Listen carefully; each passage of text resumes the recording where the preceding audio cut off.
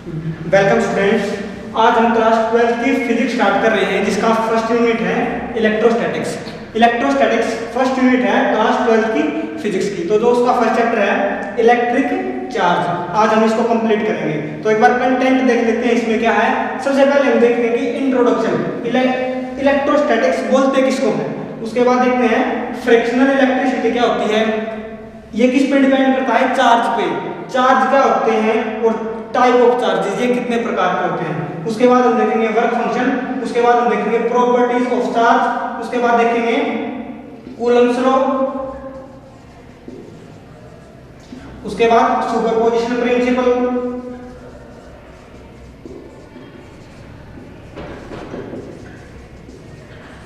And then dielectric constant. ये इस chapter का कंटेंट है, आज हम इतना पढ़ने जा रहे हैं। तो सबसे पहले इंट्रोडक्शन देखते हैं कि इलेक्ट्रोस्टैटिक बोलते हैं किसको है। इलेक्ट्रोस्टैटिक्स है ना, मेनली दो वर्ड से बना हुआ है, एक तो इलेक्ट्रो और दूसरा स्टैटिक। इलेक्ट्रो का मतलब है चार्ज या इलेक्ट्रॉन, ठीक है, और स्टैटिक का मतलब है एट रेस्ट। एट रेस्ट, जब कोई चार्ज रेस्ट पे होता है और हम उस चार्ज की प्रॉपर्टीज को स्टडी करते हैं तो उसको हम क्या बोलते हैं, electrostatics. It is the branch of physics which deals with the charge at rest is called as electrostatics. तो अब सेकंड क्या है, फ्रिक्शनल इलेक्ट्रिसिटी। फ्रिक्शनल इलेक्ट्रिसिटी का मतलब क्या है कि इलेक्ट्रिसिटी का जो मेन कॉज है, जो मेन कारण है, वो क्या है, इलेक्ट्रॉन है। इलेक्ट्रॉन क्यों है, क्योंकि इलेक्ट्रॉन के ऊपर चार्ज होता है। ये सबसे फंडामेंटल क्वांटिटी है कि चार्ज, किसी भी पार्टिकल के ऊपर जो चार्ज होता है वो इलेक्ट्रॉन पे जितना चार्ज होता है उसके मल्टीपल में होता है। इलेक्ट्रॉन से स्मॉलेस्ट चार्ज नहीं है। तो इलेक्ट्रिसिटी के लिए जो फंडामेंटल चीज है, जो फंडामेंटल पार्टिकल है, कौन है, इलेक्ट्रॉन है। वैसे प्रोटॉन भी हो सकता है, लेकिन हम प्रोटॉन को कंसीडर नहीं कर सकते इलेक्ट्रिसिटी में, क्योंकि प्रोटॉन न्यूक्लियस के अंदर होता है और जो इलेक्ट्रॉन होते हैं वो रिवॉल्विंग अराउंड द न्यूक्लियस होते हैं। तो एटम से इलेक्ट्रॉन्स को निकालना इजी होता है एज कंपेयर टू प्रोटॉन। इसीलिए हम जो सारी इलेक्ट्रोस्टैटिक्स है, इलेक्ट्रोमैग्नेटिज्म है, सबको इलेक्ट्रॉन्स के बेसिस पे स्टडी करते हैं। तो उसके बाद है फ्रिक्शनल इलेक्ट्रिसिटी। अब फ्रिक्शन का मतलब क्या होता है, रब करना, रबिंग करना। मान लेते हैं एक पार्टिकल है बी, ये दो सब्सटेंस है। जब हमने इन दोनों को रब किया, तो इसके इन दोनों के अंदर क्या हुआ, ये चार्ज क्रिएट हो गया। ये चार्ज कैसे क्रिएट होता है कि जब हम किसी भी दो ऑब्जेक्ट को, ये मान लेते हैं ए है, ये बी है, जब इनको रब करते हैं तो क्या होता है कि इलेक्ट्रॉन्स का ट्रांसफर होता है। इलेक्ट्रॉन्स का ट्रांसफर होता है फ्रॉम ए टू बी, और ये बी टू ए भी हो सकता है। ये डिपेंड करता है कि जो चार्ज है उसकी बाउंडेशन कितनी है। अगर मान लेते हैं एक, ये हमारे पास प्लास्टिक रोड है, ये प्लास्टिक रोड है, ठीक है, और उसके बाद हमारे पास क्या है, एक कोई सिल्क है, सिल्क का कपड़ा है।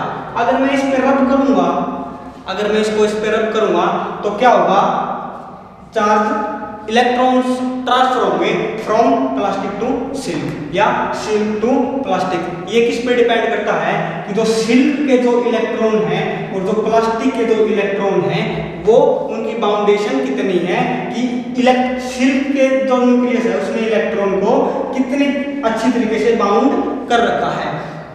जिस इलेक्ट्रॉन या जिस सब्सटेंस की जो बाउंडेशन है वो कम होती है, वो इलेक्ट्रॉन लूज करता है, वो इलेक्ट्रॉन क्या करता है, लूज करता है, और जिसकी बाउंडेशन क्या अच्छी होती है वो क्या करता है, गेन करता है।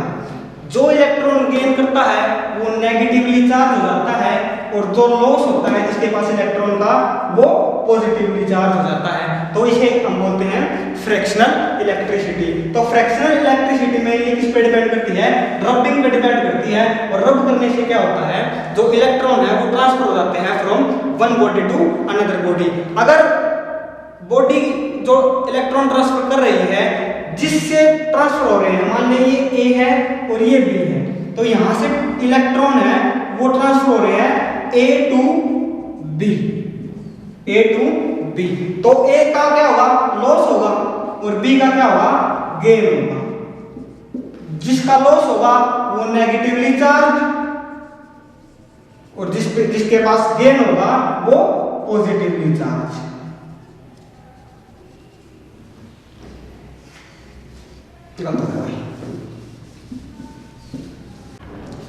वेलकम स्टूडेंट, आज हम क्लास 12 की फिजिक्स स्टार्ट कर रहे हैं, जिसकी फर्स्ट यूनिट क्या है, इलेक्ट्रोस्टैटिक। इलेक्ट्रोस्टैटिक स्टार्ट कर रहे हैं। इसका जो फर्स्ट चैप्टर है उसका नाम क्या है, इलेक्ट्रिक चार्ज। इलेक्ट्रिक चार्ज के बारे में स्टडी करेंगे फर्स्ट चैप्टर में। चार्ज क्या होता है, इसकी क्या प्रॉपर्टीज होती हैं, कैसे इनके बीच में फोर्स अट्रैक्टिव होता है, कैसे रिपल्सिव होता है, वो सभी चीज हम इस चैप्टर में डिस्कस करेंगे। तो कंटेंट क्या है इस चैप्टर का, सबसे पहले हम इंट्रोडक्शन पढ़ेंगे कि इस चैप्टर में क्या है, इलेक्ट्रोस्टैटिक किसको बोलते हैं और चार्ज है क्या। उसके बाद देखते हैं फ्रिक्शनल इलेक्ट्रिसिटी। फ्रिक्शनल इलेक्ट्रिसिटी में क्या देखते हैं हम कि जो इलेक्ट्रॉन का जो ट्रांसफर है from one body to another body, वो रबिंग से कैसे होता है, और कौन पॉजिटिवली चार्ज होता है और कौन नेगेटिवली चार्ज होता है। उसके बाद हम देखेंगे चार्ज क्या होते हैं। फिर उसके बाद टाइप ऑफ चार्ज। मेनली यहाँ पे हम दो प्रकार के चार्ज होते हैं, एक नेगेटिव चार्ज और एक पॉजिटिव चार्ज। उसके बाद देखते हैं वर्क फंक्शन क्या होता है। फिर देखेंगे property of charge, in charge की क्या प्रॉपर्टीज होती हैं। उसके बाद Coulomb's law. Coulomb's law mainly क्या है, ये किन्हीं भी दो चार्जेस के बीच में फोर्स ऑफ अट्रैक्शन या फोर्स ऑफ रिपल्शन के बारे में बताता है कि उनके बीच में कितना फोर्स होगा, वो रिपल्सिव होगा या अट्रैक्टिव होगा। उसके बाद देखते हैं superposition principle. Superposition principle mainly क्या है कि एक सिस्टम है जहां पे n चार्जेस हो सकते हैं और उनके बीच में जो फोर्स एक्सर्ट होगा उसको हम कैलकुलेट करेंगे कि हम उसको कैसे कैलकुलेट करते हैं। उसके बाद देखते हैं डाई इलेक्ट्रिक कांस्टेंट। तो स्टार्ट करते हैं इंट्रोडक्शन से। इंट्रोडक्शन क्या है, सबसे पहले यूनिट का नाम क्या है, इलेक्ट्रोस्टैटिक। इलेक्ट्रोस्टैटिक का मतलब क्या है, इलेक्ट्रोस्टैटिक मेनली क्या है, दो वर्ड से बना हुआ है, इलेक्ट्रो एंड स्टैटिक। इलेक्ट्रो का मतलब क्या है, चार्ज। इलेक्ट्रो का मतलब है चार्ज या इलेक्ट्रॉन, और स्टैटिक्स का मतलब क्या है, एट रेस्ट। जब कोई चार्ज रेस्ट पे है, उसकी स्टेट कैसी है, रेस्ट पे है, और उस चार्ज के बारे में हम स्टडी करते हैं, तो उस यूनिट उसका क्या नाम बन जाता है, electrostatic. It is the branch of physics which deals with the study of charge at rest is known as electrostatic. is known as electrostatic. This is the introduction of this unit. Now frictional electricity. Frictional electricity का मतलब क्या है कि ये a body है और ये B body है, हम इन दोनों की क्या करवाते हैं, रबिंग करवाते हैं। रबिंग करवाते हैं तो क्या होते हैं, जो चार्ज होते हैं, जो इलेक्ट्रॉन्स होते हैं, उनका ट्रांसफर होता है। हो सकता है वो ए से बी में हो जाए या बी में ए में हो जाए, वो डिपेंड करता है कि चार्ज की बाउंडेशन कितनी है रेस्पेक्टिव बॉडीज में। तो जब ये ट्रांसफर, ये चार्ज इलेक्ट्रॉन्स का ट्रांसफर होता है तो ये बॉडी चार्ज हो जाती है, ये बॉडी क्या हो जाती है, चार्ज होती है, और चार्ज बॉडी ही इलेक्ट्रिसिटी का कारण है। तो इसको हम क्या बोलते हैं, फ्रैक्शनल इलेक्ट्रिसिटी। फ्रैक्शनल इलेक्ट्रिसिटी में मेनली रबिंग करते हैं। तो ये एक फिनोमेना है, कैसे करते हैं, मान लेते हैं ये एक ग्लास रोड है, ये हमारे पास क्या है, ग्लास रोड। एक हमारे पास सिल्क का क्लॉथ लेते हैं और इसके ऊपर क्या करवाते हैं, रबिंग करवाते हैं। क्या करवाते हैं, रबिंग करवाते हैं। तो इलेक्ट्रॉन्स का ट्रांसफर होता है। इलेक्ट्रॉन्स का ट्रांसफर कहां से कहां होता है, इलेक्ट्रॉन्स का ट्रांसफर ग्लास रोड से कहां पे होता है, सिल्क पे होता है। ग्लास रोड से सिल्क पे होता है। तो जो ग्लास रोड का जो इलेक्ट्रॉन है वो कहां पे चला गया, सिल्क पे चला गया, तो यहां पे पहुंच गया। तो जिस बॉडी का लॉस हुआ है और जिस बॉडी का गेन हुआ है, वे दोनों बॉडी चार्ज हो जाएगी। वो कैसे चार्ज होगी, जिस बॉडी का लॉस हुआ है वो तो पॉजिटिवली चार्ज हो जाएगी, पॉजिटिवली चार्ज, और जो बॉडी गेन करेगी इलेक्ट्रॉन को वो क्या हो जाएगी, नेगेटिवली चार्ज। वो क्या हो जाएगी, नेगेटिवली चार्ज। इसको हम क्या बोलते हैं, फ्रैक्शनल इलेक्ट्रिसिटी।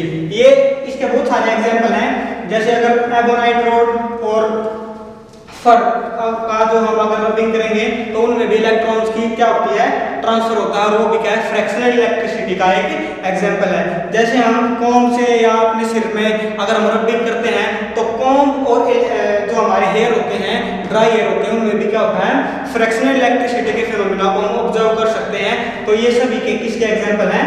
फ्रैक्शनल इलेक्ट्रिसिटी के। उसके बाद क्या है? चार्ज। चार्ज क्या है? चार्ज एक ऐसी फंडामेंटल क्वांटिटी है जिसके कारण किन्हीं भी दो, ये एक मतलब प्रॉपर्टी है किसी पार्टिकल की, किसी भी ऑब्जेक्ट की, कि उनके बीच में फोर्स को डिफाइन करने के लिए उसको हम क्या बोलते हैं? चार्ज बोलते हैं। मान लेते हैं ये ए बॉडी है और ये बी बॉडी है, इसका चार्ज Q1 है, इसका चार्ज Q2 है, ये मैग्नीट्यूड है अभी। तो इनके बीच में जो फोर्स है, इनके बीच में जो फोर्स है वो किसके कारण है? वो इन चार्ज के कारण है, वो इन चार्ज के कारण है। तो चार्ज क्या है?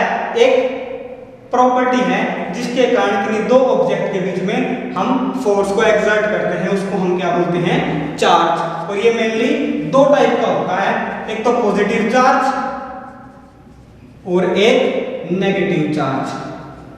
पॉजिटिव चार्ज और नेगेटिव चार्ज के बारे में अभी थोड़ी देर पहले बताया। फ्रैक्शनल इलेक्ट्रिसिटी में जो लॉस होता है, जिस बॉडी का फ्रिक्शन करने से लॉस होता है, वो तो पॉजिटिव चार्ज आफ्टर रबिंग। अगर लॉस होता है तो वो क्या होता है? Positive charge. अगर गेन होता है तो क्या होता है? वो नेगेटिव चार्ज। तो ये चार्ज की दो टाइप्स हैं। तो उसके बाद देखते हैं वर्क फंक्शन क्या होता है। उसके बाद देखते हैं वर्क फंक्शन। वर्क फंक्शन क्या है?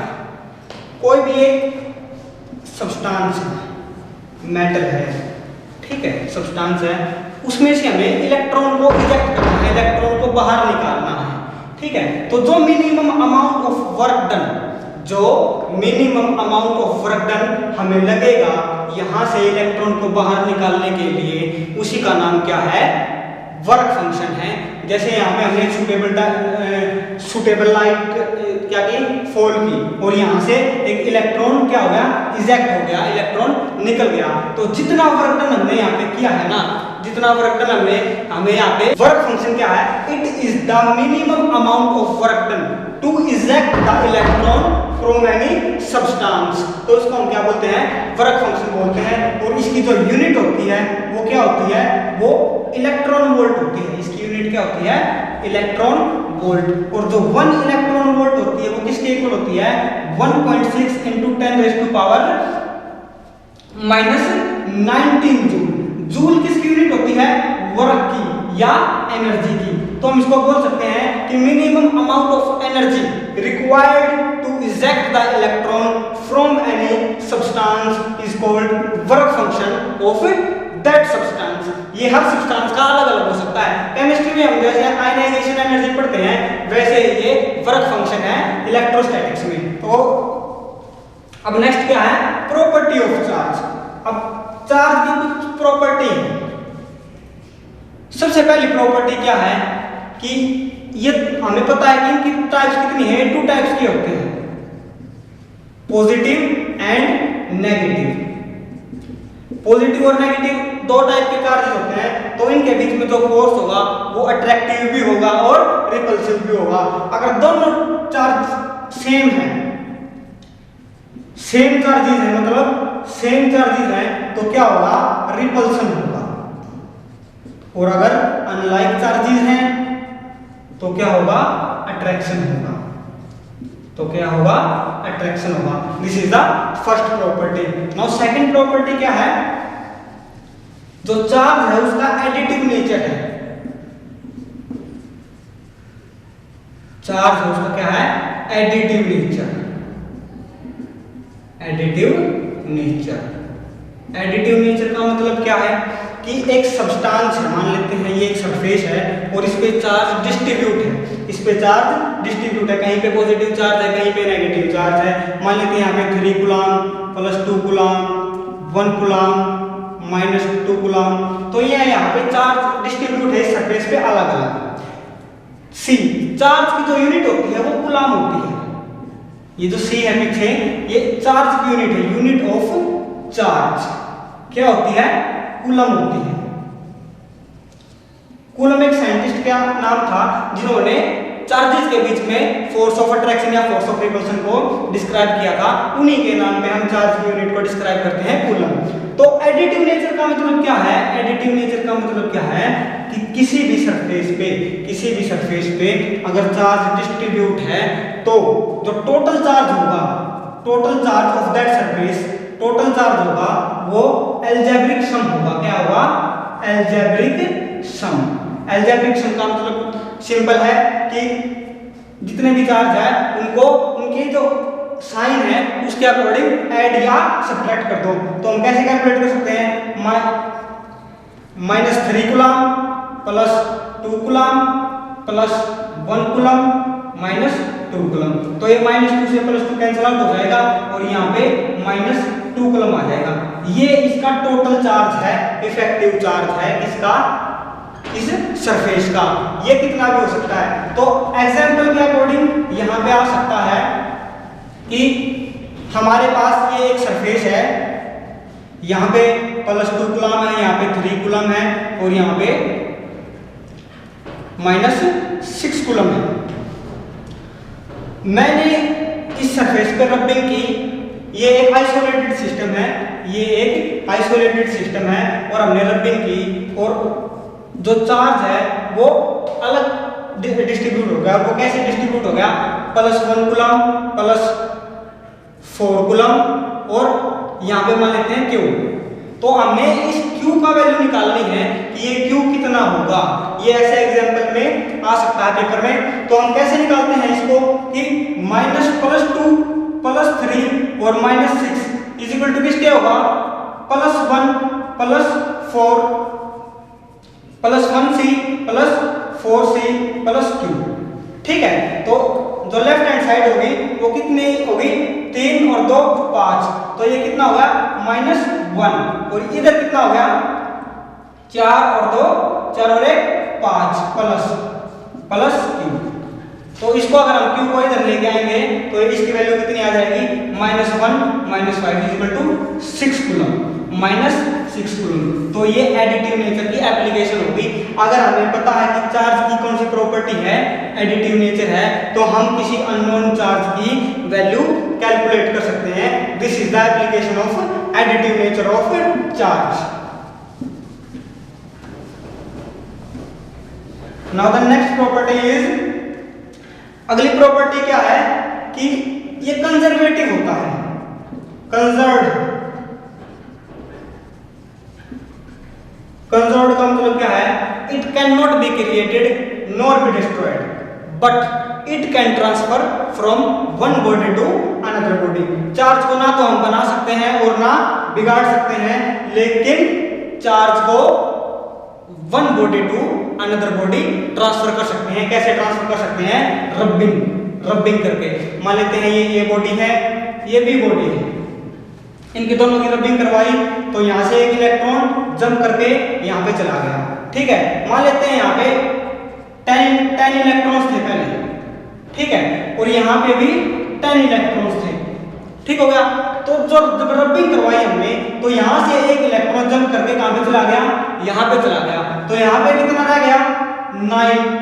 9 इलेक्ट्रॉन और यहाँ पे कितने हो गए? 11 इलेक्ट्रॉन्स। 11 इलेक्ट्रॉन्स हो गए तो टोटल चार्ज कितना होगा? यहाँ पे भी 20 थे और यहाँ पे भी कितने हैं? 20 हैं। तो कहने का मतलब क्या है कि चार्ज को हम ना तो क्रिएट कर सकते हैं ना डिस्ट्रॉय कर सकते हैं, लेकिन चार्ज है जो उसको हम ट्रांसफर कर सकते हैं from one body to another body. This is the conservation. Conserved quantity है क्या? चार्ज। तो जो नेक्स्ट प्रॉपर्टी है वो है quantization. Next property is quantization. Charge is quantized. Quantized का मतलब क्या होता है कि जो चार्ज की जो वैल्यू है ना वो एक फिक्स्ड इंटरवल के बाद ही चेंज होती है, रेगुलर चेंज नहीं होती। रेगुलर चेंज का मतलब क्या है कि ये एक मैकेनिक्स का एग्जांपल है। जैसे ये एक स्लोप है, ये एक स्लोप है और ये हमारी क्या है? स्टेयर्स। तो यहाँ पे अगर इसको हम स्टडी करेंगे स्लोप, ये तो क्या हो गया? स्लोप है और ये क्या है? स्टेयर्स।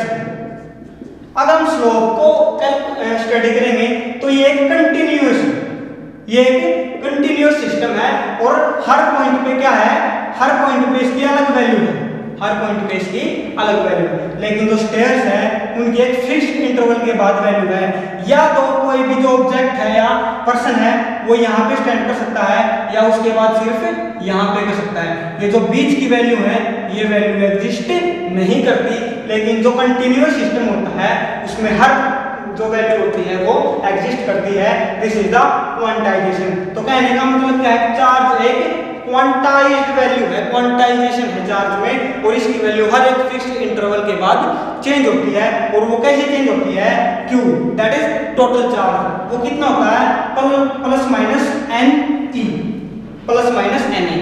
Q का मतलब क्या हो गया, टोटल चार्ज, n का मतलब क्या हो गया, natural number 1 2 3 etcetera, and E का मतलब क्या हो गया, charge on one electron, charge on one electron. तो एक इलेक्ट्रॉन पे जितना चार्ज होता है ये वो है। तो अगर यहां से हम कैलकुलेट करें तो जो Q की वैल्यू होगी वो क्या हो जाएगी, जो Q की वैल्यू होगी वो क्या हो जाएगी, मान लेते हैं किसी के पास एक इलेक्ट्रॉन है, हाइड्रोजन है उसके पास एक इलेक्ट्रॉन है, तो उसका चार्ज कितना होगा प्लस माइनस 1, एन की वैल्यू कितनी है 1 इनटू इलेक्ट्रॉन पे चार्ज कितना होता है 1.6 into 10 raise to power minus 19 coulomb, minus 19 coulomb. तो इलेक्ट्रॉन, अगर मान लेते हैं किसी ऑब्जेक्ट के पास दो इलेक्ट्रॉन है, अगर मान लेते हैं किसी ऑब्जेक्ट के पास दो इलेक्ट्रॉन है तो उसका चार्ज कितना हो जाएगा 2 into 1.6 into 10 raise to power minus 19 coulomb, that is 3.2 into 10 raise to power minus 19 coulomb. तो कहने का मतलब क्या है कि 1.6 और 3.2 इसके जो बीच की वैल्यू होगी वो एग्जिस्ट नहीं करेगी। इसी का नाम क्या है, क्वांटाइजेशन ऑफ चार्ज या चार्ज इज क्वांटाइज्ड। तो this is the property, all properties are discussed in this lecture.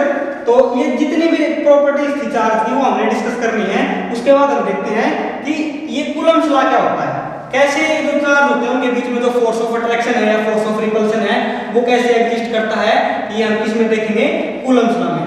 Coulomb's एक साइंटिस्ट का नाम था जिन्होंने बताया था कि जो चार्ज होता है उनके बीच में फोर्स होता है और वो कैसे डिपेंड करता है। तो उन्होंने बताया कि एक पॉइंट ले लिया ऑब्जेक्ट ए, एक पॉइंट ऑब्जेक्ट ले लिया बी, उनको सेपरेट कर दिया थ्रू ए डिस्टेंस r। जो Q1 है, जो A है उसके ऊपर जो चार्ज है वो Q1 है और जो B है उसके ऊपर चार्ज कितना है Q2 है। तो इन्होंने बताया कि जो फोर्स है वो डायरेक्टली प्रोपोर्शनल होगा प्रोडक्ट ऑफ देयर चार्जेस। अगर चार्जेस का प्रोडक्ट कर दिया जाए तो फोर्स उसके डायरेक्टली प्रोपोर्शनल होगा। और जो सेकंड बात वो जो बताई उन्होंने क्या बताया कि जो फोर्स है वो इनवर्सली प्रोपोर्शनल होगा r स्क्वायर के। r क्या है, सेपरेशन बिटवीन द ऑब्जेक्ट्स।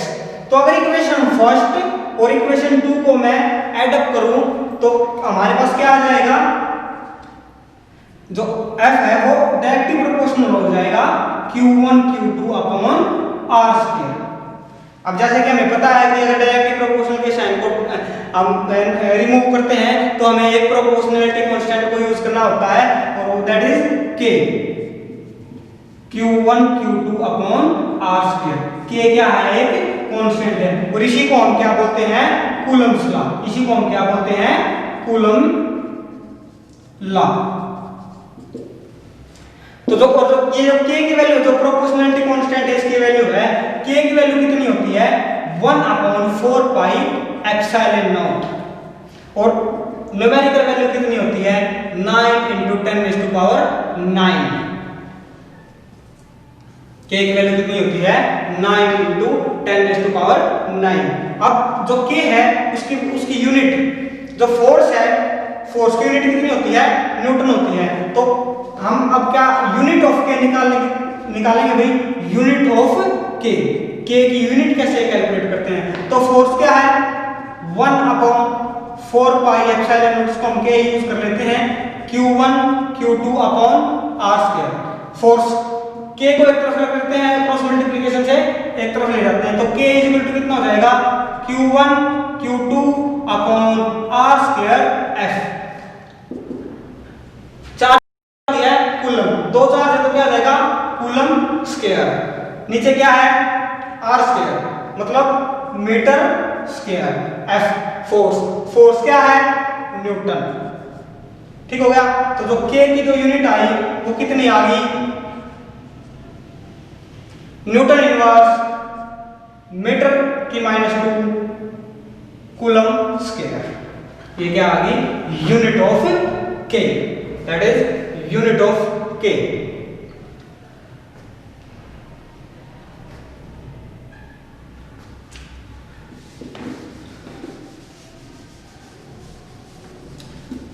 और जो एप्सिलॉन नॉट होता है उसकी वैल्यू होती है 8.85 ×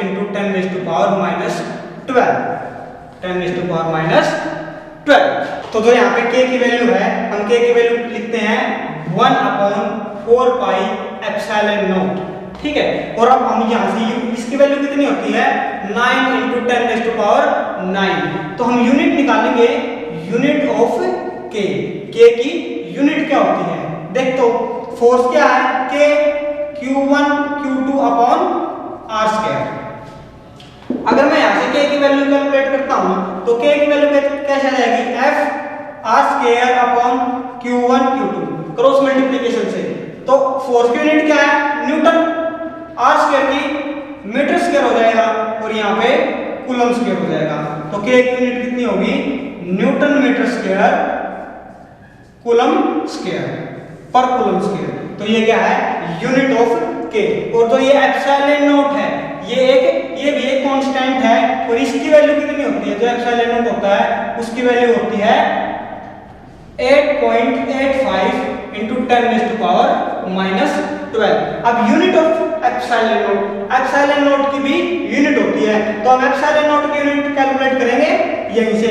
सेम प्रोसीजर है जैसे हमें पता है कि फोर्स क्या है 1/4 pi epsilon not q1 q2 upon r square. तो एप्सिलॉन नॉट को एक तरफ रख लेते हैं और सभी को एक तरफ ले जाते हैं।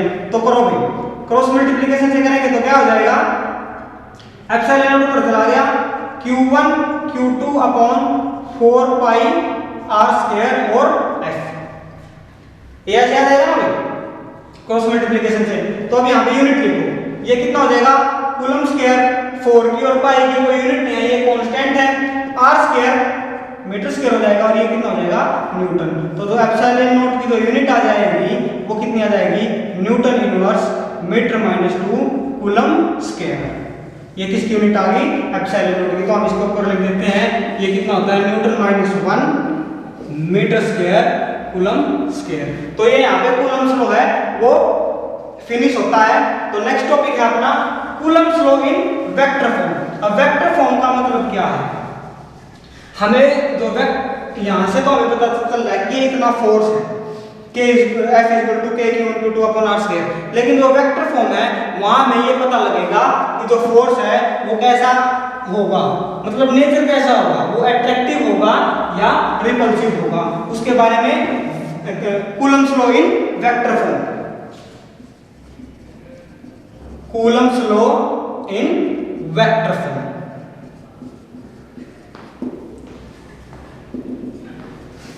तो ये चार्ज q1 है, ये चार्ज q2 है, इनके बीच का जो डिस्टेंस है वो r12 है। ठीक है, ये पोजीशनल वेक्टर आ गया, यहाँ पे ये क्या आ गया पोजीशन वेक्टर आ गया। अगर कल जो हमारी मेजरमेंट होगी वो q1 to q2 होगी तो हम क्या लेंगे r12 लेंगे। ठीक है, और अगर q2 to q1 होगी तो जो पोजीशन वेक्टर होगा वो r21 होगा। ठीक है, अब हमारे पास यहाँ पे दो कंडीशन आती है। दो कंडीशन क्या है, केस 1 तो फर्स्ट कंडीशन है वो क्या है कि जो q1 q2 की जो मल्टीप्लाई है वो ग्रेटर देन 0 हो जाए, वो ग्रेटर देन 0 हो जाए। अब ये 0 होने की केवल एक ही कंडीशन है कि जो चार्जेस हैं वो सेम होने चाहिए, सेम चार्जेस। कहने का मतलब क्या है कि positive multiply by positive he greater than 0 होगा। ठीक है, या नेगेटिव मल्टीप्लाई नेगेटिव भी ग्रेटर देन 0 होगा, या तो दोनों चार्ज पॉजिटिव होंगे या दोनों चार्ज नेगेटिव होंगे, तो ये वो केस है। तो पहले पॉजिटिव लेके चलते हैं भाई, ये पॉजिटिव क्यू है और ये भी पॉजिटिव क्यू है। प्रॉपर्टीज में हमने पढ़ा था कि जो सेम चार्ज होते हैं वो रिपेल करते हैं, ये Q1 है ये Q2 है, तो जो फोर्स है वो इस तरफ लगेगा F21 क्योंकि रिपल्सिव है, और जो इसका जो फोर्स है वो इस डायरेक्शन में होगा क्योंकि फोर्स एक वेक्टर क्वांटिटी है, तो जो फोर्स F12 होगा वो इस डायरेक्शन में होगा। तो ये क्या है, इनके बीच की सेपरेशन है, इसको हम क्या बोलते हैं R12। जब Q1 से Q2 मेजर करेंगे और जब Q2 to Q1 मेजर करेंगे तो R21, ठीक है। और दूसरी बात क्या है कि जो R12 है वो किसके इक्वल है, R21 के, ठीक है भाई। तो लिखते हैं फोर्स क्या होता है कि फोर्स ऑन 1 ड्यू टू 2, कहने का मतलब है कि Q1 चार्ज पे Q2 चार्ज के द्वारा, Q2 चार्ज के कारण जो फोर्स है उसको हम क्या बोल रहे हैं, F12, force on 1 due to 2। तो वो कितना होगा, वो के Q1 Q2 upon R, measurement Q1 to Q2 है तो R12 और साथ में इसका यूनिट वेक्टर, ठीक हो गया भाई। उसके बाद क्या होगा, F21 के Q1 Q2 अपॉन R21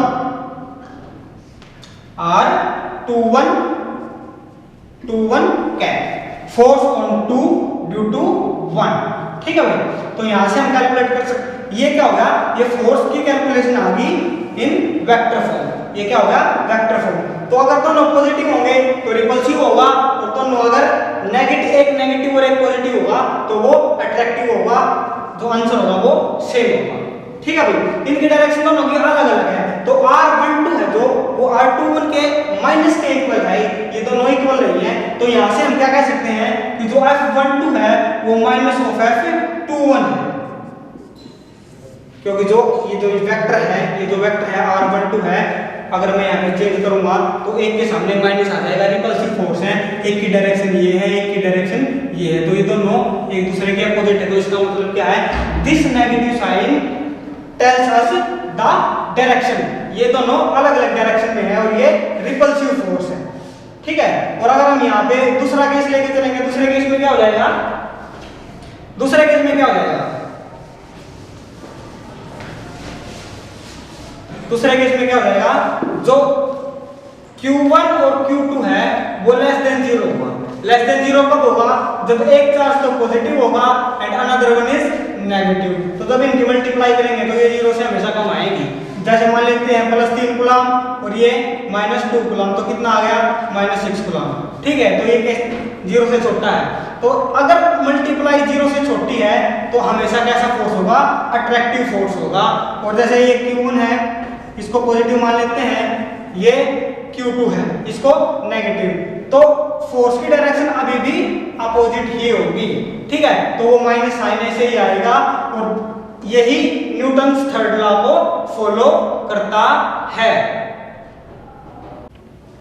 अब हम देखते हैं सुपरपोजिशन प्रिंसिपल। सुपरपोजिशन प्रिंसिपल का हम दूसरा नाम भी जानते हैं कि वो क्या है, system of n charges. n का मतलब है कि कितने भी चार्जेस हो सकते हैं और उनके बीच में जो फोर्स ऑफ अट्रैक्शन या रिपल्शन होता है उसको हम कैलकुलेट करेंगे कि वो कितना होता है, कैसे होता है, ठीक है।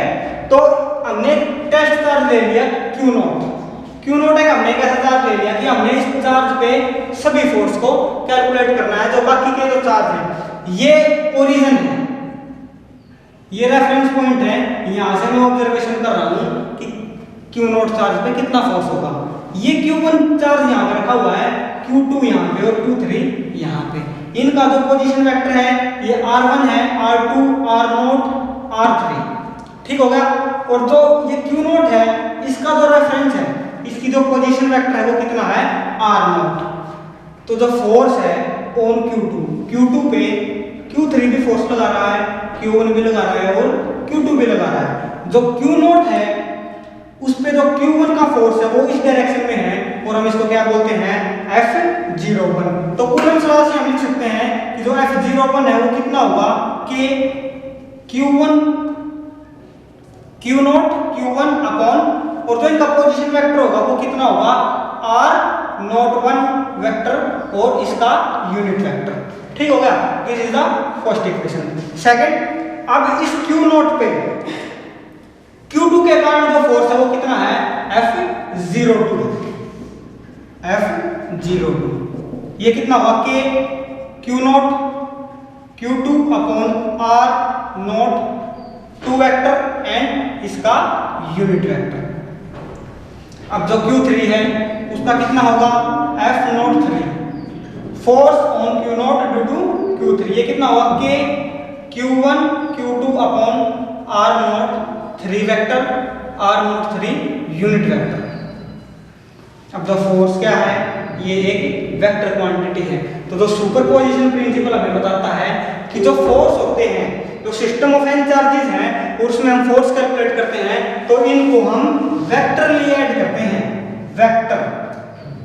Vectorially addition. चार्ज की प्रॉपर्टी की एडिटिव नेचर, वहां पे क्या था, अलजेब्रिक सम था। क्यों, क्योंकि चार्ज एक स्केलर क्वांटिटी है, लेकिन फोर्स है उसको हम वेक्टरली ऐड करेंगे। क्यों, क्योंकि जो फोर्स है वो एक वेक्टर क्वांटिटी है, इसलिए हम इनको वेक्टरली ऐड करेंगे। तो जो टोटल फोर्स होगा वो कितना होगा, जो टोटल फोर्स होगा वो है, इन सभी को ऐड कर दो वेक्टरली। अगर सभी को लिखेंगे तो हमारे पास K और Q0 हमारे पास क्या आ जाएगा, कॉमन आ जाएगा। हमारे पास अंदर क्या बचेगा, Q1 अपॉन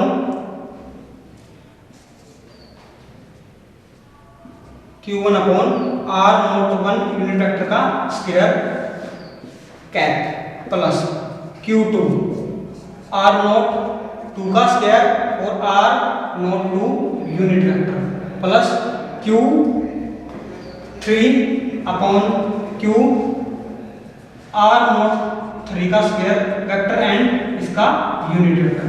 तो इसको अगर हम ऐड कर देंगे तो ये कितना है, ये टोटल इफेक्टिव फोर्स आ जाएगा ऑफ n चार्जेस।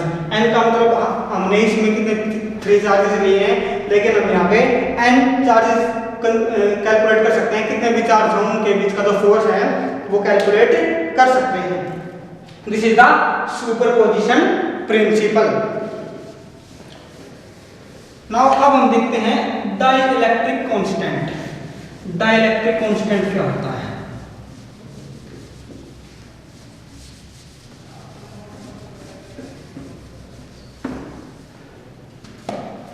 तो डाइलेक्ट्रिक कांस्टेंट है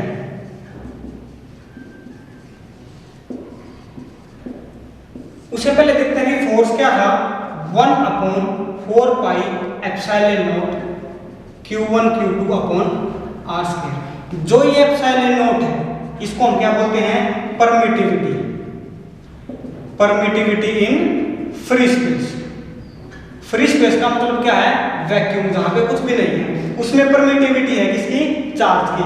और अगर हम इसी को मीडियम में कैलकुलेट कर लें, इसी को हम मीडियम में कैलकुलेट कर ले तो कितना हो जाएगा, 1/4 पाई एप्सिलॉन। ये एप्सिलॉन जो ये नोट है, ये जो स्टैंडर्ड टर्म है, ये यहाँ से रिमूव हो जाएगी और चार्ज वही रहेगा। तो जो कहने का मतलब क्या है कि जो फोर्स है बिटवीन टू चार्जेस वो डिपेंड करता है कि वो फ्री स्पेस में है या वैक्यूम में है, वो फ्री स्पेस में है या वैक्यूम में है। तो जो डाइलेक्ट्रिक कांस्टेंट होता है कैपिटल के, उसको हम क्या लिखते हैं, ये रेशियो है किसका, वो वैक्यूम टू मीडियम का, मीडियम टू वैक्यूम कितना है, 1/4 pi epsilon Q1 Q2 upon R square upon 1/4 pi epsilon not Q1 Q2 upon R square. ये यहाँ से कैंसिल आउट हो जाएगा, 4 पाई से 4 पाई कैंसिल आउट हो जाएगा, K की वैल्यू कितनी आ जाएगी, epsilon upon epsilon not. This is the dielectric constant. तो डाइलेक्ट्रिक कांस्टेंट है उसकी वैल्यू हर जगह अलग अलग होती है। जैसे एयर में जो डाइलेक्ट्रिक कांस्टेंट की वैल्यू है उसके बारे में देखते हैं कि वो किस कहां पे कितनी होती है।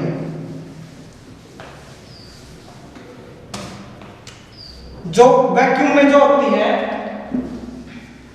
वैक्यूम में और एयर में, वैक्यूम में और एयर में जो K की वैल्यू होती है वो कितनी होती है, 1 होती है। और जो ग्लास में होती है, ग्लास माने शीशा, वो कितनी होती है, 3 to 4। ये डिफर करती है, ग्लास जो मटेरियल है, मटेरियल पे डिपेंड करती है, लेकिन वो 3 और 4 के बीच में रहती है। जो हाइड्रोजन होता है, हाइड्रोजन जो गैस है उसमें कितनी होती है, 1.00026। तो कहने का मतलब है कि जो डाइलेक्ट्रिक कांस्टेंट है उसकी जो वैल्यू है वो किस पे डिपेंड करती है, मीडियम पे डिपेंड करती है। इसीलिए जो फोर्स बिटवीन टू चार्जेस है वो भी मीडियम पे डिपेंड करता है। तो फोर्स है वो कितना होता है, 1/4 pi epsilon not Q1 Q2 upon r²। ये किसकी बात कर रहे हैं हम, वैक्यूम की बात कर रहे हैं। अगर हम यहाँ पे बात करें किसी मीडियम की तो ये एप्सिलॉन नॉट हट जाएगा, एप्सिलॉन आ जाएगा, और जो एप्सिलॉन है वो किस पे डिपेंड करता है, मटेरियल पे, मीडियम पे। तो कहने का मतलब क्या है कि फोर्स मीडियम पे भी डिपेंड करता है कि हम फोर्स किस मीडियम में कैलकुलेट कर रहे हैं। तो यहाँ पे ये चैप्टर है खत्म होता है, यूनिट फर्स्ट का फर्स्ट चैप्टर समाप्त होता है। जो सेकंड चैप्टर है वो हम नेक्स्ट लेक्चर में स्टार्ट करेंगे। Thank you.